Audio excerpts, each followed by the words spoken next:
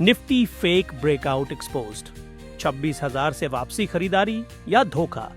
In depth analysis bye Himalayan stocks Gurukul.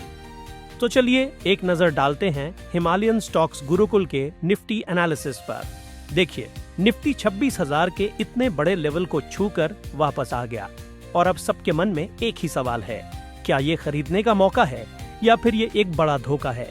आइए इस पूरी सिचुएशन को 3 जरूरी बातों से समझते हैं। तो पहली बात, मार्केट ना एक रेंज में फंस गया है।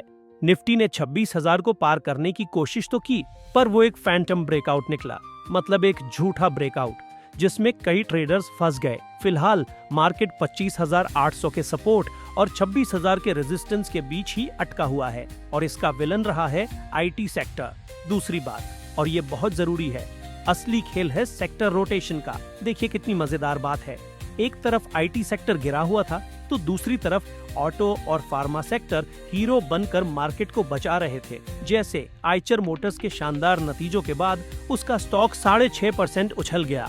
मतलब साफ है, पैसा इंडेक्स से निकलकर चुनिंदा सेक्टर्स में जा रहा है। और तीसरी और आखिरी बात, आगे क्या। देखिए, शॉर्ट टर्म में तो मार्केट 25,700 से 26,200 की रेंज में ही घूमता दिख रहा है। अगले कुछ महीनों में फॉरेन इन्वेस्टर्स की वापसी की उम्मीद से निफ्टी 27,200 तक जा सकता है। और अगर लॉन्ग टर्म की बात करें तो डिफेंस, रेलवे और ऑटो जैसे सेक्टर्स पर नजर रखिए।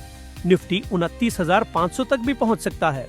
तो कुल मिलाकर बात यह है कि मार्केट अभी भले ही एक दायरे में है, पर अगर आप सही सेक्टर्स में स्मार्ट तरीके से पैसा लगाते हैं तो मौके बहुत हैं। और याद रखिए, ये सारी जानकारी और विश्लेषण हिमालयन स्टॉक्स गुरुकुल की तरफ से था।